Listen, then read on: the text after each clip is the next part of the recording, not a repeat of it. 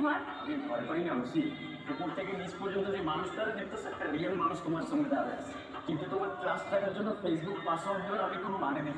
আমার ভালোবাসা এতটা ঠিক না। তুমি তো কিছুই করতে পারো না আমার জন্য। এমন রিলেশনশিপ ব্যাপার কি কোনো দরকার আছে? কোনো দরকার নাই। তুমি যা বলতেছো বুঝে বলতেছো। না বুঝে বলার তো কিছু নাই। তুমি পড়াশোনা ছেড়ে দিছো, আস্তে আস্তে ভিডিও বানাও, এটা আমার লাইফ। আমি আমার ফ্যামিলিকে কি বলবো? স্ট্রেট বলবো না কি বলতেছো?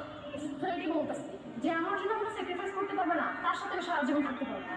আর যে তার ফেসবুক পাসওয়ার্ড পর্যন্ত দিতে চায় না, ভয় পায়, এটা তো ক্লিয়ার যে সে আমার সাথে চিট করতেছে। আমি নিজের একটু মানলাকি মনে হচ্ছে সবটা দেখো। তোমার মধ্যে যদি আমার জন্য এতটুকু পরিমাণ রেসপেক্ট থাকতো, তোমার আছে রেসপেক্ট আমার জন্য? সবটা কথাই তুমি আমার সাথে তোমার কম্পেয়ার করবো। আজকের পর থেকে আর কখনোই করবো না, এটাই শেষ। চলে যাওয়াটা আমার কে আশাবাই করি, নুন জগড়া করি, আর নুরুত লাইফস্টাইল আর জগা করি। আমি মানে আজকাল ডিজাইন নিয়ে অনেক ব্যস্ত আছি। আচ্ছা কে করতে গেছিস তুই? আর তুই যে লেন্সের কথা বলছিস নিয়ে নিছিস তো 26,000 বলছিস ফুটে যাবি তো, চ্যানেল তো কত দিন ধরে রয়েছে। আর তোমার মন ওটা বলতেছে রিজন তোর কোনো খুব খবরই নেই। কি নিছিস তো দেরি না তো হয়েছে কি বলতো? কি বলবো আমি বল, আমার মাথা কাজ করতেছে, আমার সব কিছু আবলতে বলে আমি কিছু মেনটেন করতে পারতেছি না। আরে ভাই বলছিটা কি বলবি, ওর সাথে কিছু, ওর সাথে তো অলওয়েজ কিছু না কিছু হয়েছে। আজকে তো ছেড়ে চলে গেছে আমার। এই দুনিয়াটা তো কমপ্লিকেটেড কেন বলতো? আর শুট করবি বললি কি শুট করবি? স্ক্রিপ্ট আছে, স্ক্রিপ্ট করি। আজকে 2 দিন ধরে স্ক্রিপ্ট লিখতে বসছি, একটা লাইনও আমি লিখতে পারিনি। যখনই স্ক্রিপ্টটা লিখতে বসবো কলমটা হাতে নেবো, তখনই ছোট ছোট বিষয় নিয়ে একটা একটা পেয়ে দেবো। আর এমন এমন কথা বলে কথা বলে না আমি নিতে পারি না, কারণ বোঝাইতে পারি। আমি বুঝতেছি রে ভাই, না তুই বুঝতেছিস না, তুই বুঝতেছিস না, আমি তোরা বোঝাইতে পারবো। মাথার ভিতরে এত পেন থাকলে আমি কেমনি কাজ করি? আমি লস আর খুশি কথা বাদ দেখো আর মাথা রাখা বাসায় যান আমরা অত কম দিনের পর দিন কাটে। যতই একা থাকি মাথার ভেতর বড় সড়ো একটা মনস্টারকে মতনই করে। কতবার সুইসাইড অ্যাটেম্প করতে গেছি, আমি নিজের কাউন্ট করে রাখতে পারিনি। নিজের প্যাশন, কাজ, ফ্রেন্ডস সব ছেড়ে সারাদিন ওইটি মাথা দিতে। আমাদের ভালো মোমেন্টসগুলো না অলওয়েজ মাথায় সারাক্ষণ রিপিটে চলতে থাকতো। নিজেকে কোনোভাবে কন্ট্রোল করতে পারতেছিলাম না। 5,000 মেসেজ লিখার পরেও আনসেভ করে দিতাম। এভাবে অনেকদিন কেটে গেল। দিন দিন পেনগুলো আরো বাড়তেছিল লাইফে। এই পেনগুলো কেন যেন আর সহ্য করতে পারতেছিলাম না, শেষ হয়ে যাচ্ছিল ভেতর থেকে।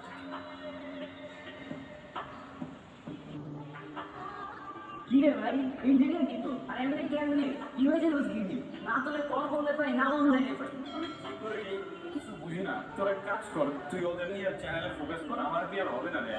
আমি আর পারতেছি না, আর কত দূর বল। আরে ভাই তোর সাথে আমরা কি করব? আর তোর সাথে এত সমস্যা কি নিয়ে? ওরা আমার কাজ নিয়ে সমস্যা, আর আমাদের সাথে তিনি এটার যে মেয়েটা আমাদের জিজ্ঞেস করে ওর সাথে আমার সম্পর্ক, ওর সাথে আমার কি সম্পর্ক হবে তুই বল?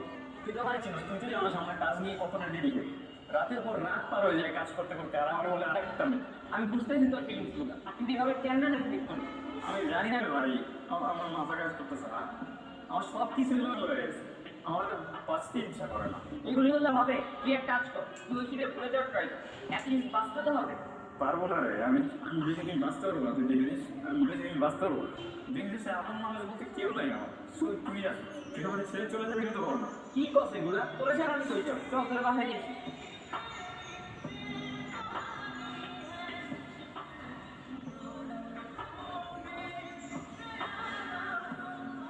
ওই সিটে ভুলে যাওয়ার জন্য যত চেষ্টা করছিলাম, ওর সাথে থাকা মুহূর্তগুলো ততই মাথায় ঘুরছিল।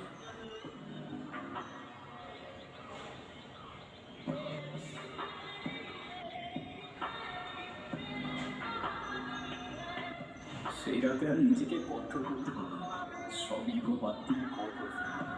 হ্যালো ঐশী। হ্যাঁ বলো। কেমন আছো? আমি ভালো নাই বেশি। আমি এই কদিন না খাইতে পারছি না, ঘুমাইতে পারছি না, কোনো কাজ করতে পারতেছি না, আমি কিচ্ছু করতে পারতেছি না। আমি ভালো নাই, আমি কি করবো আমি কিচ্ছু বুঝতেছি না। আমার সব কিছু উল্টা পাল্টা হয়ে গেছে। তুমি তো ঠিকই রিপোর্ট করে বলছো, আমি আর থাকতে পারতেছি না, আমি সহ্য করতে পারতেছি না। বিশ্বাস করো তোমার কি অবস্থা করতে পারছি, আমার অবস্থা আমি জানি। তোমার সাথে উপকারের কথা আমি ভাবতেও পারি না, আর তোমাকে ছাড়া আমি থাকতেও পারবো না। করেছি সব কিছু আগের মতো করে ভাবা যাবে না, ঠিক আগের মতো। আমি করে দেখতেছি, তুমি যা বলবো সেটাই হবে। কাল দেখা করো। কি কিছু বলতেছো না কেন? কি বলবো? কিছুই বলার নেই তো, ডাকলা আমার ইচ্ছে হচ্ছে তাই ডাকছি কোনো সমস্যা? না না, কোনো সমস্যা হবে না। আচ্ছা একটা কথা সত্যি করে বলো তো তুমি কি আমার ছাড়া থাকতে পারতো? খুব তো গেছিল না একলা একলা থাকতে, যাও যাও ভালো থাকো। তুমি পিচ মারতেছো কেন? ইঞ্চ করলো যা সত্যি তাই। কে কল দিছে? আমি কল দিচ্ছি বাসা থেকে। তো পিক করো। মানে তেমন কিছু না, এমনি এমনি বলো। আচ্ছা শুনো, তুমি না আজকে যাও, হ্যাঁ? আমার ফ্রেন্ডরা চলে আসবে, ক্লাসে যাবো তো। মেয়েরা কোন ফ্রেন্ডরা আসবে আর কেন আসবে? আরে তুমি কেন সব ফ্রেন্ডকে চিনো না? আমার ক্লাস আছে না, আমরা একসাথে যাই। তুমি যাও না, তুমি আজকে যাও, হ্যাঁ? আমাদের দেখা হবে। আচ্ছা আচ্ছা কি ক্লাস আছে? আরে আসছে ক্লাস, তুমি যাও না রে বাবা, ওরা চলে আসলে পরে ঝামেলা, যাও। আচ্ছা যাচ্ছি আমি, ঠিক আছে? তুমি সাবধানে বাসায় যাও, বাসায় গিয়ে অনেক আমি আমি পরদিন যাও কেন দিও কিন্তু এতদিন তো নিঃশ্বাস নিতেই কষ্ট হচ্ছে। ওরে ছাড়া বেঁচে থাকাটা আসলে অনেক কষ্ট। ওরে তো চকলেট গুলাই দেওয়া হলো না, কি যে করি আমি।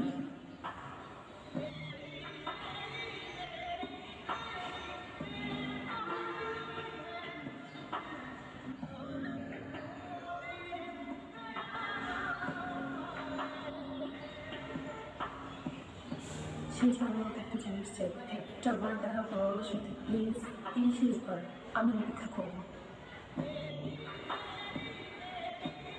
একটা কথা বলবো না সাথে, আমি জানি আমি অনেক বড় ভুল করে ফেলছি, কিন্তু আমি কি বলবো বলো? তুমি কখনো আমাকে একটু সময় দিচ্ছিলা? আমার এই বয়সে আমার ফ্রেন্ডরা ওদের বয়ফ্রেন্ড নিয়ে ঘুরে বেড়ায়, আর তুমি তুমি কি রাস্তায় রাস্তায় ভিডিও বানাও? কখন দিচ্ছিল সময় আমাকে বলো? নাফিজ আমাকে আগে থেকেই মেসেজ করতো, আমি ওকে কখনো তেমন একটা পাত্তা দিই না, কিন্তু যখন আমরা আলাদা হয়ে যাই আমার নিজেকে অনেক একা লাগতো।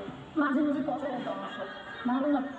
কথা বলতে বলতে কখন যে এতদূর চলে আসছি আমি নিজেও জানি না। বন্ধুরা তুমি কি কিছুই বলবো না?